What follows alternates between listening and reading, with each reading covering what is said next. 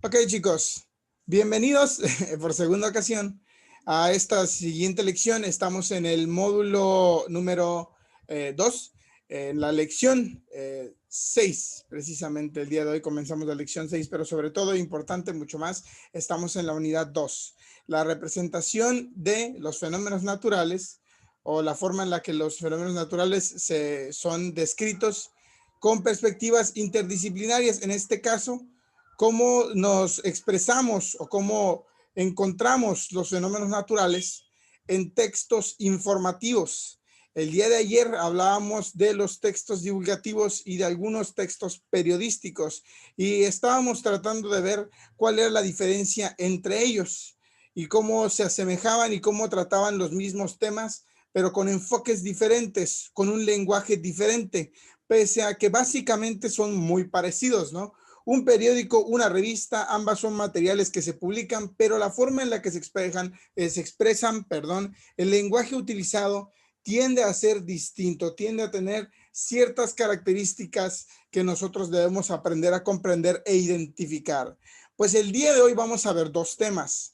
Vamos a ver algunas de las características de los textos informativos, en este caso textos periodísticos, y cómo utilizan el lenguaje para representar algunos fenómenos naturales.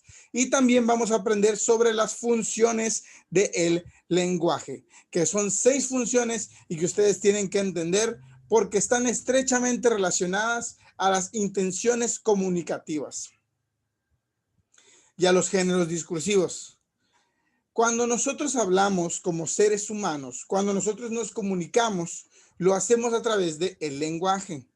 El lenguaje tiende a ser de diferentes formas. Puede ser verbal, puede ser oral, puede ser incluso por señas o representaciones. Siempre hay diferentes formas de interpretar el lenguaje, pero dentro del mismo existen funciones.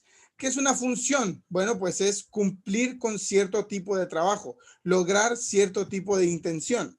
Y es por ello que nosotros decimos que el lenguaje tiene 6 funciones. 6 en total, aquí están. Okay, estas son las 6 que vienen en nuestro libro. Me parece que hay personas que añaden una séptima, pero estas son las 6 que nosotros tenemos que aprender. Resulta que nuestro lenguaje tiene 6 diferentes funciones, de las cuales hacemos uso cada vez que tratamos de hablar o cada vez que hablamos y le damos este énfasis a la forma en la que lo hacemos. Nuestro lenguaje expresará una de estas 6 funciones sin excepción. Siempre encontraremos estas funciones dentro de la forma en la que nosotros hablamos. La primera es la función emotiva o expresiva. La función expresiva del lenguaje, chicos, tiene siempre la intención de expresar las emociones o los sentimientos que la persona emite a través de su forma de hablar. Ahora, esta función del lenguaje no es precisamente una función que se encuentre únicamente en lo descrito o en el lenguaje mismo, sino en todos los recursos que se utilizan cuando nosotros utilizamos o hacemos uso del lenguaje. La entonación, las comas, las pausas, las expresiones, todo aquello que nos ayude a expresarnos mejor y a darle la función determinada al lenguaje es parte de los recursos que se utilizan para cumplir con la intención y la función del lenguaje. La función emotiva pretende siempre expresar cómo se siente la persona que está comunicando, el emisor, como lo dice aquí. Por ejemplo, cuando tienes una pareja, cuando tienes una novia, una esposa, un esposo, un novio, el te amo resulta como un tema muy delicado y muy especial.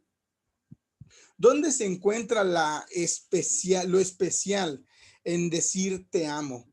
Porque se puede decir te amo sin realmente estarte refiriendo a ese peso que hay cuando cuando hablas realmente del amor. Tú puedes utilizar ese verbo de muchas distintas. Puedes ver a un hot dog que te está encantando, morderlo y decir, no manches, te amo, hot dog, porque estás delicioso. Y obviamente esa emoción que tú experimentas no va directamente hacia el amor. Entonces, la función lingüística expresiva no solamente depende del significado de las palabras, sino más bien de la entonación y los modos en los que nosotros nos referimos cuando hablamos de manera emotiva, expresiva. Cuando estamos tristes, hablamos de cierta manera. Nuestra voz se afloja, delicada, se alenta. Las personas ruidosas de repente bajan su ruido y ¿qué pasa? Pues que expresan sus emociones, sus sentimientos a través del lenguaje. Cuando alguien está enojado, levanta la voz y su voz se escucha ronca, profunda, gutural, proviene del interior porque estás enfadado, ¿no? Entonces, esta función expresará siempre la forma en la que nosotros nos sentimos. Ojo, es necesario que entiendan ustedes cuál es nuestra entonación dada cuando utilizamos el lenguaje de esta manera, ¿no? Cuando le dices a alguien que lo amas es porque estás enamorado de esa persona, expresas tus emociones. Cuando le dices, uy, estoy bien nervioso por el examen, así estás haciendo uso de la función emotiva. Cuando dices, estoy emocionado por el viaje, bueno, es función emotiva, expresas tus emociones con la forma en la que hablas, con las palabras que dices, etcétera, etcétera, etcétera. Luego está la intención representativa o referencial. La representación representativa o referencial siempre transmite información, ¿okay? Transmite un contenido.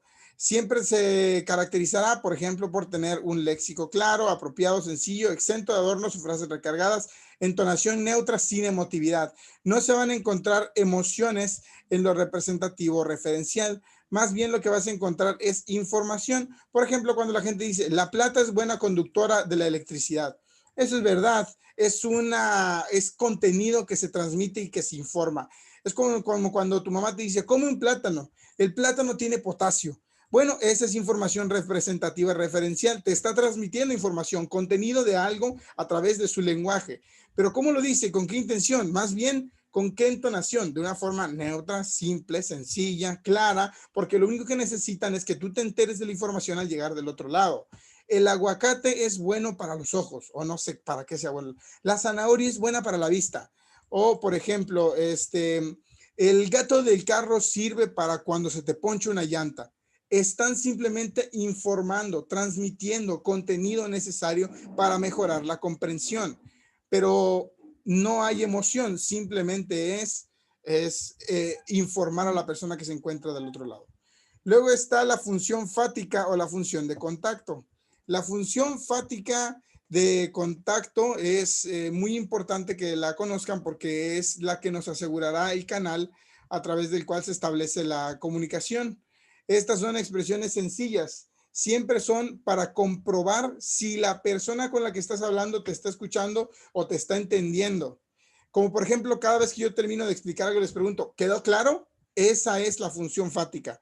Cuando pretendo asegurar el canal de información, cuando pretendo hacerme cargo de que todos estemos en la misma página. ¿Me escuchas? Sí, te escucho. Eso es la función fática, la función de contacto, el asegurar que estamos hablando bien y nos estamos entendiendo correctamente. ¿Comprendes, Méndez? Sí, comprendo. Esa es la función fática, la de establecer contacto para saber que estás hablando y te están escuchando. ¿Ok? Esa función del lenguaje es de las que más comúnmente utilizamos sin darnos cuenta. La usamos de forma instintiva, diría yo. Todas las funciones del lenguaje las llevamos a cabo de forma instintiva. O sea, no nos las tienen que enseñar, solo las estudiamos para que ustedes sepan que el lenguaje se puede utilizar de diferentes maneras. Otras de las funciones del lenguaje son las siguientes. La función cognativa o apelativa. La función apelativa siempre pretenderá llamar la atención y aconsejar e influir en la opinión del autor.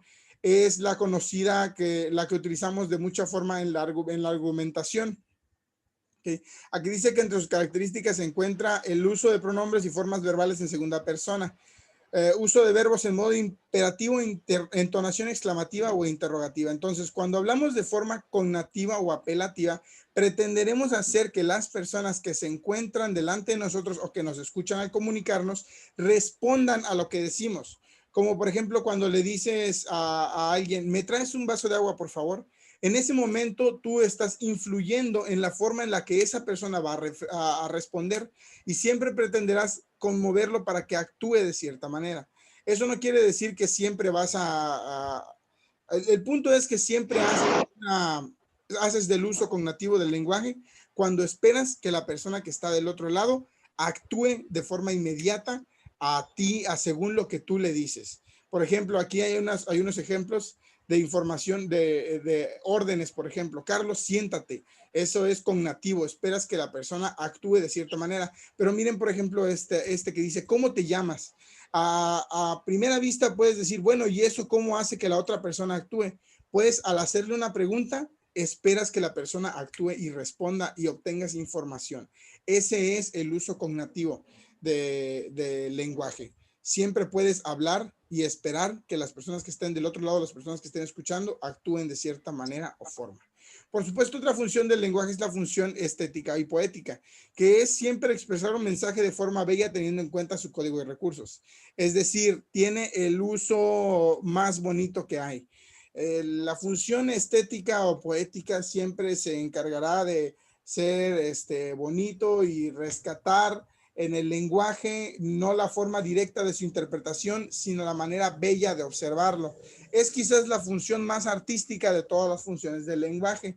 Está estrechamente relacionada a la literatura y a la belleza, a la poesía, por ejemplo, de ahí que venga el término que es una función poética. Siempre pretenderá expresar un mensaje, pero de manera hermosa, ¿no? No, no es lo mismo decirle a tu novia, estás guapa, que decirle, eres la flor más bella del campo, ¿verdad? Bien dramático, bien poético. Bueno, esa es una función en el lenguaje. A pesar de que se oiga ridícula, es una función en el lenguaje. Tiene que embellecer el lenguaje mismo. Y por supuesto, chicos, que no tiene absolutamente nada de malo. Es solamente un comentario de que se puede utilizar el lenguaje así. Por último, se encuentra la metalingüística. La función metalingüística es la que pretende explicar y aclarar aspectos referidos al código mismo. Es decir, la función metalingüística del lenguaje es cuando explicamos y entendemos cosas del mismo lenguaje, de ahí que se llame metalingüístico. Es muy meta porque está por dentro y por fuera y por encima y es como algo supralenguaje. Ok, déjenme explicarlo de una manera más sencilla. La metalingüística o la función metalingüística se da cuando nosotros utilizamos el lenguaje para hablar del lenguaje. Como por ejemplo, cuando te dicen, oración lleva acento y tú sí, oración lleva acento en la última O porque es una palabra aguda y todas las palabras agudas que terminan en NS o vocal llevan acento. Y tú, sí, sí, sí. La función metalingüística es la que explica, aclara, enseña cosas del mismo lenguaje. Oye, ¿siempre va mayúscula después de punto? Sí, después del punto siempre va mayúscula. Está explicándote, aclarándote cosas del mismo código que estás usando, del lenguaje mismo. ¿Ok? Sus características son que son frases sencillas, claras, sin complejidad, términos precisos y concisos, sin ambigüedad, porque el lenguaje no puede ser ambiguo, no se da a la libre interpretación. Debes de saber que el lenguaje es y por lo tanto simplemente se aprende como tal. Nunca nadie se cuestiona por qué ponemos acentos. No tienes por qué cuestionártelo, es el lenguaje, el código es así y está establecido de esa manera. ¿Cuándo es palabra esdrújula? ¿Cuándo es? No lo sé, el lenguaje es así. Y cuando nosotros utilizamos el lenguaje para explicar y para hablar del lenguaje, estamos haciendo uso de la función metalingüística. Entonces, la metalingüística es una de las 6 funciones del lenguaje. No es cuando nosotros hablamos, siempre, siempre, siempre, siempre utilizamos alguna de estas funciones. Todas estas, chicos, son las que ejercemos al comunicarnos con una o más personas. Siempre que establecemos comunicación y lo hacemos a través de nuestro lenguaje, que en nuestro caso es el lenguaje oral o escrito, pues hacemos uso de estas funciones porque son las que provocarán resultados o las que permitirán que la comunicación se dé de forma efectiva y apropiada. Me gusta mucho hablar de las funciones del lenguaje porque pienso que es algo que no vemos con frecuencia. Pienso que es algo que no entendemos fácilmente y que no vemos con frecuencia.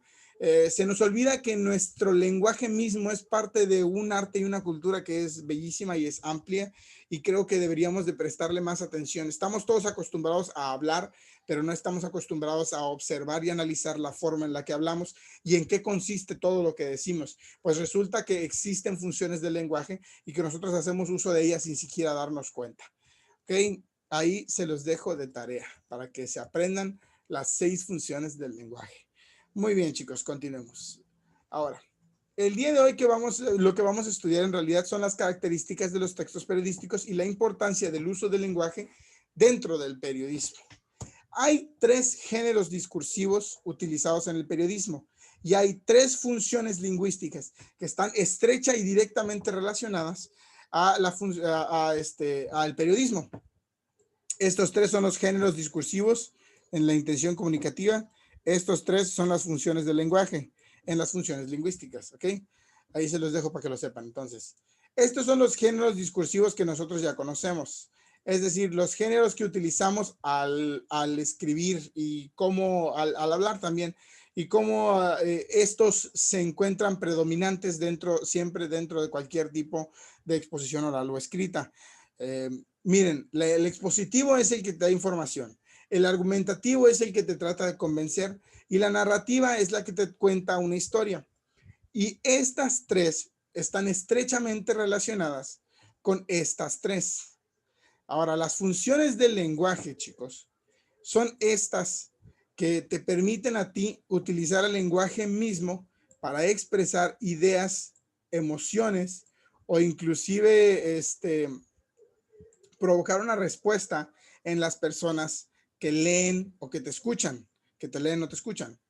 La expositiva, por supuesto, hace uso de la función representativa. Acabamos de decir que la representativa o la representación es cuando se te transmite información, simplemente informa o transmite el contenido.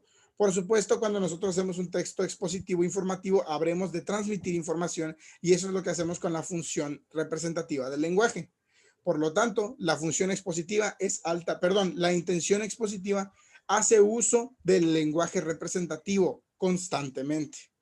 Ahora, la intención comunicativa o el género discursivo argumentativo está estrechamente relacionado a la función apelativa del lenguaje.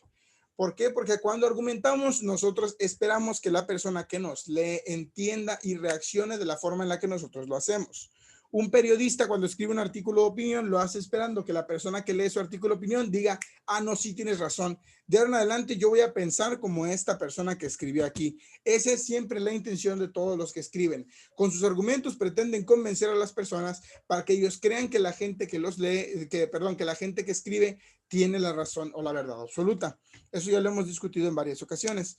Entonces, al argumentar, nosotros pretendemos convencer y, por supuesto, nuestro lenguaje utilizado tiende a ser apelativo, porque siempre vamos a esperar que las personas que lean lo que nosotros escribimos reaccionen de cierta manera, ya sea que se molesten o que les guste, ya sea que sientan que tienes razón o que estás equivocado, que respondan a lo escrito, por supuesto. Siempre los textos argumentativos periodísticos, sobre todo, pretenden provocar y a crear una respuesta. Y por último está la intención narrativa del lenguaje, perdón, la intención comunicativa narrativa y el género discursivo narrativo, que es el que cuenta una historia. Y en el periodismo, el género discursivo narrativo se utiliza con una fuerte influencia del lenguaje emotivo, la función del lenguaje emotivo. Porque usualmente cuando hacemos uso de la narración en el periodismo se hace para explicar las experiencias de las personas que vivieron de primera mano los hechos o eventos periodísticos. Por ejemplo, si atropellan a alguien y esa persona da su testimonio, inmediatamente la forma en la que está escrito el texto es para que nosotros sintamos empatía por la persona a la que le pasó la tragedia. Lo mismo sucede, por ejemplo, cuando cuentan crónicas de momentos en la historia, como la historia del señor ese que sobrevivió a la masacre de Tlatelolco, que cuenta su experiencia y de enseguida sientes como un nudo en la garganta, como un malestar que te proviene de la emoción que te provoca escuchar su voz. Entonces, esa función emotiva del lenguaje se encuentra ahí presente. Y estos son los géneros discursivos, aquí arriba, los géneros discursivos y las funciones del lenguaje que más podemos encontrar en los textos periodísticos. Quiero que sepan que por eso lo estamos analizando y estudiando el día de hoy. Ahora, las principales características de los textos periodísticos se dividen en 3: el uso de la lógica, la retórica y la lingüística.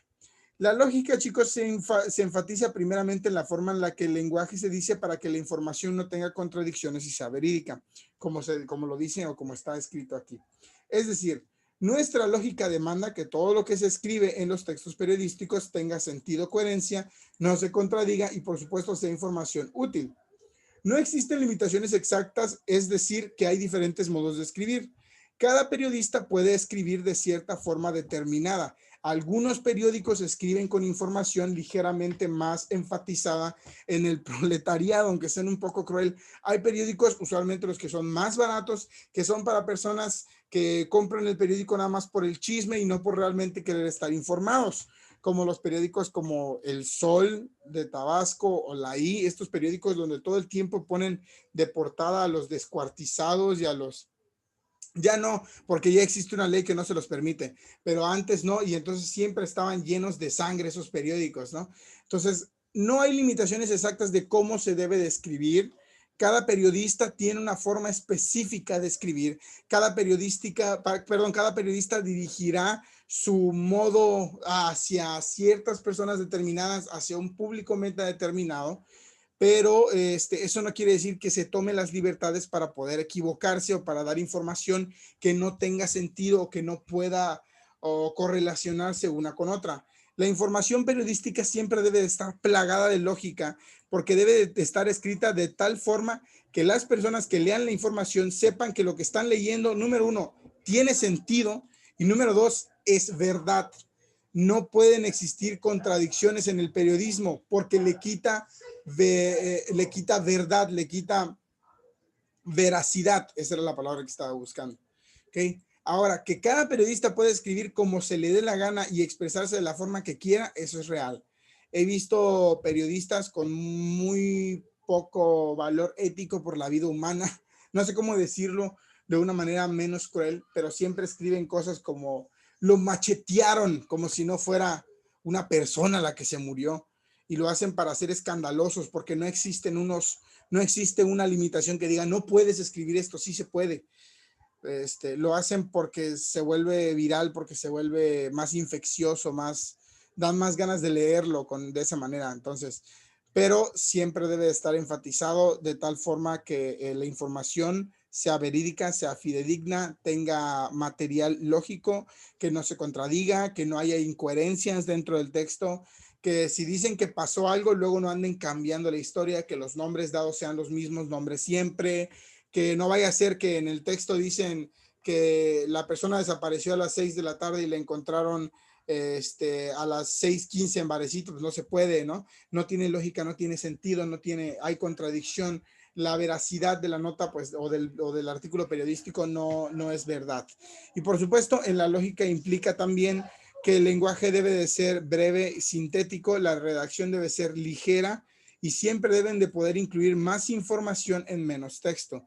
El periódico está escrito de tal forma que tú puedes saber la noticia desde las primeras 4 líneas que lees y todo el resto es nada más explicar los detalles de la noticia. Todo lo que tú quieras aprender acerca del evento lo podrás encontrar, pero el periodismo está escrito de tal forma que tú puedas entender lo que sucede en las primeras 4 líneas, ¿no? Y te aparece, se le llama el balazo periodístico, que son 4 líneas donde te explican todo lo que sucedió. El día de ayer se suscitó un siniestro en la 4 carriles cuando 2 autos chocaron a las 2 p.m. Te dan el cómo, cuándo, dónde, por qué, rapidísimo. Pero si tú lees toda la nota, ya te viene con los testimonios, con los testigos, con más detalles, con las placas de cada carro, con cómo pasó, con que si se pelearon o no se pelearon, pero la información ya viene ahí, ya está dada, es breve, es sintética, es un material que cualquier persona debe de poder leer y debe de ser ligera porque el periódico está lleno de noticias.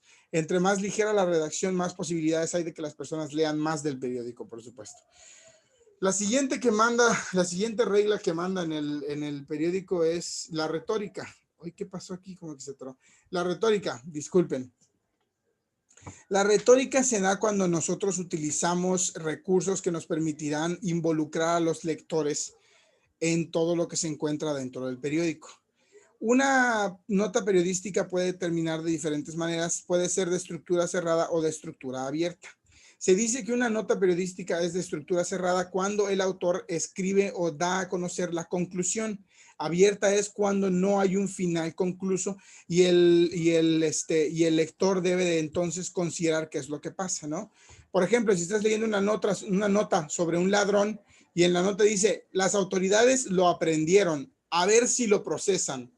Ah, entonces la nota es abierta, de estructura abierta, porque tú te quedas así como de no manches. ¿Será que sí lo procesaron o no lo procesaron? A lo mejor esa rata ya se volvió a salir y ya está robando otra vez. O a lo mejor sí. En cambio, si la nota dice, las autoridades aprendieron al ladrón, lo encarcelaron y le dieron 10 años de prisión, formal prisión. Ah, ya tiene una conclusión. Ya tú sabes que ese evento, ese suceso se acabó, sucedió, terminó y finito, caput, cerrado. Tiene un final feliz la historia, ¿no? O un final nada más.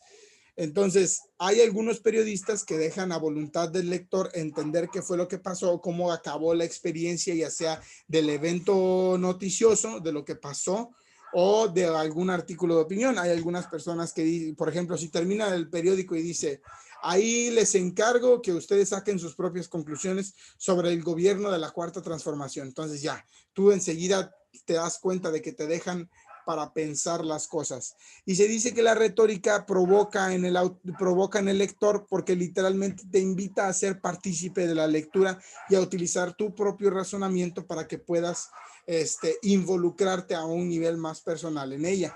Por supuesto, la organización jerárquica es muy importante porque los detalles menos y más relevantes se deben de distribuir de tal forma que las personas no se aburran o sientan la necesidad de leer toda la noticia completa. Y el material visual proveerá impacto y provocará que las personas ilustren y mentalicen todos los eventos sucedidos. Una vez que tú ves a los dos carros chocados en el periódico, te imaginas el súper trancazo que se pusieron. No necesitas que nadie te diga nada, no necesitas que se te invite. Imagínese usted el golpe, que si no te lo tienen que decir. En el instante en el que lo ves en la fotografía periodística, dices, no manches, aquí hubo un guamazo, esta noticia ha de estar buena. La retórica siempre buscará provocar al autor, perdón, siempre buscará provocar al lector para que éste reaccione de cierta manera hacia el texto, ya sea para que reflexione durante y al final, ya sea para que lo atrape y no lo deje ir hasta que termine, o para provocar una sensación dentro de él a través del material visual, que puede ser una sensación agradable o desagradable, de enojo o de coraje o de impotencia o de felicidad o lo que ustedes quieran. Discúlpenme, hoy hace un calor terrible. Dios mío, qué calorón. Disculpen ya, es comentario ahí. Ok. Por supuesto, la lingüística juega un punto clave en los textos periodísticos. Es así, pues, porque el texto mismo necesita del lenguaje para poderse ocupar. Ahora, ¿qué hay en la lingüística periodística? Número uno, el lenguaje periodístico debe de ser claro y sin ambigüedades. Es decir, no puede permitir que las personas entiendan más de una cosa del mismo texto. No puede utilizar, por ejemplo, expresiones que sean demasiado rimbombantes, pese a que algunos periodistas lo hacen, pero no debería ser. Por supuesto que el lenguaje depende altamente, por ejemplo, del tema o el tipo de texto determinado. Si estamos hablando de una entrevista que se le hizo a un doctor, encontrarás un tipo de lenguaje específico para el doctor y para el entrevistador. Si estamos hablando entonces de una crónica que escribió un superviviente, pues encontrarás un tipo de lenguaje diferente al que te imaginaste antes. Si lo que sucede es que es una nota periodística de un choque, pues obviamente no puedes utilizar un tipo de lenguaje informal que pueda lograr ofender a las personas que están leyendo el texto. Ok, permítame. El lenguaje periodístico es muy importante comprenderlo porque encuentra un balance usualmente en lo que se convierte en algo divertido de leer, pero formal de comprender. El lenguaje periodístico debe de ser entretenido, pero al mismo tiempo real y crudo, porque no quieres que las personas se tomen muy a la ligera tus opiniones, pero tampoco quieres que las personas se las tomen tan en serio que parezcas un crítico real o una persona demasiado seria, como muy política, muy correcta, ¿no? Entonces hay extremos en cuanto a lo que es el periodismo y debe de encontrarse un balance en medio de ellos a la hora de la lingüística. Por supuesto, chicos, que la redacción periodística o la redacción en el periodismo es muy importante. Los periodistas pasan la mayor parte de su tiempo escribiendo. Disculpen, ya se me fue esta cosa. La redacción en el periodismo siempre será sencilla y clara, siempre tendrá cohesión y coherencia y será adaptable a las situaciones. Es decir, esto solamente para remarcar que al escribir los periodistas toman en cuenta las tres partes de las que acabamos de hablar, en la lógica, en la retórica y en la lingüística. Al escribir ha de haber sencillez y claridad como en la lógica, así como cohesión y coherencia, pero también adaptabilidad, que dependa de las personas que lo leen, cómo se sienten. Y por supuesto, el periodismo es una materia muy respetada. Yo la considero muy genial. Yo estudié ciencias y técnicas de la comunicación y he tenido la oportunidad de escribir textos periodísticos, montones de ellos, de hecho. Estudié periodismo. Entonces, a mí me gusta mucho el periodismo y me parece que se trata de una de las cosas más subestimadas, al menos aquí en para empezar en nuestro país, a cada rato matan periodistas. Pero haciendo eso a un lado, aquí en nuestro país, específicamente tal vez, quizá aquí en Ciudad del Carmen, no solo en Ciudad del Carmen, porque hay muchos lugares, el periodismo que más vende es el periodismo amarillista, es el que se dedica a faltarle el respeto a todos estos principios y hacer lo que se les da la gana.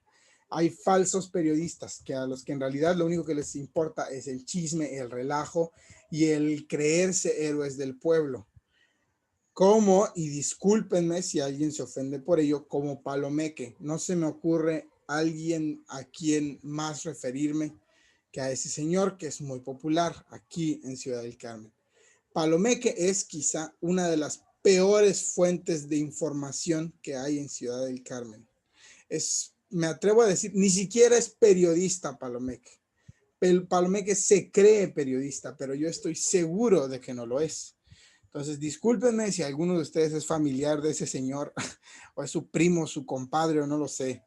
Discúlpenme, pero la forma en la que aborda el trabajo periodístico es realmente deshonrosa de la profesión, porque hay personas que se mueren en la línea del deber como periodistas. Hay personas que por desenmascarar la verdad los matan, los secuestran, los truenan y luego hay gente como este señor que vive del chisme y de recoger basura cada vez que puede, cada vez que pasa algo que es mitote para la banda, chayotero del tipo. Entonces, de inmediato, las personas que estudiamos periodismo lo encontramos muy ofensivo, porque sabemos que el trabajo periodístico es un trabajo real y ese señor le quita toda la seriedad que tiene. Entonces, chicos, cuando ustedes lean textos periodísticos, asegúrense de que sean de los que cumplen con estas características propias del lenguaje periodístico y de la importancia del mismo en él. Estoy diciéndoles con esto, chamacos, que realmente hay buenos textos periodísticos los cuales reflejan una realidad y crean sociedad cultural dentro de nuestro país. Pero hay también muchos malos periodistas por ahí.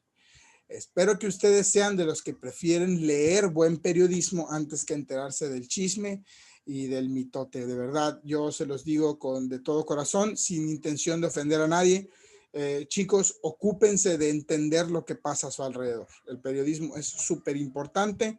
Respétenlo, apréndanlo, entiendan que estas son las reglas que basan al lenguaje periodístico y que cuando ustedes lean un texto periodístico deben de ser capaces de encontrar que respete la lógica, la retórica y la lingüística.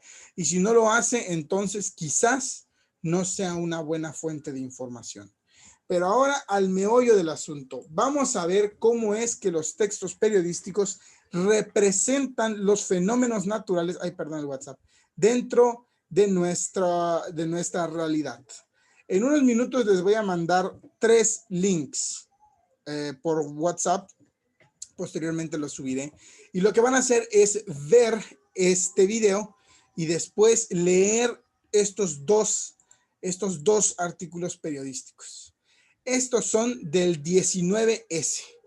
Espero que sepan qué es el 19S, porque si no saben, chamacones, entonces tenemos que ponernos a leer un poco más.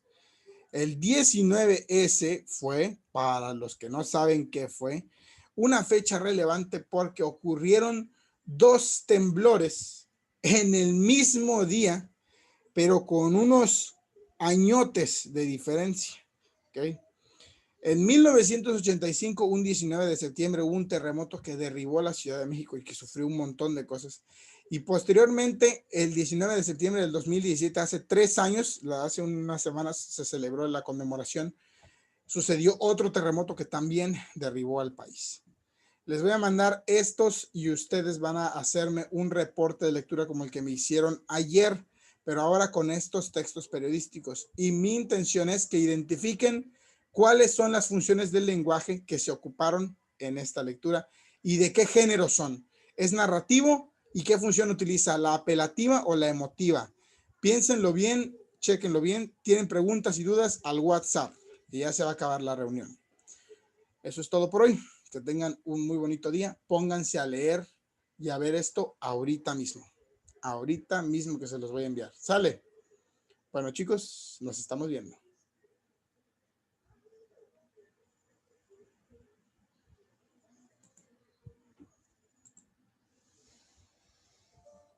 El 19 de septiembre es una fecha que ha marcado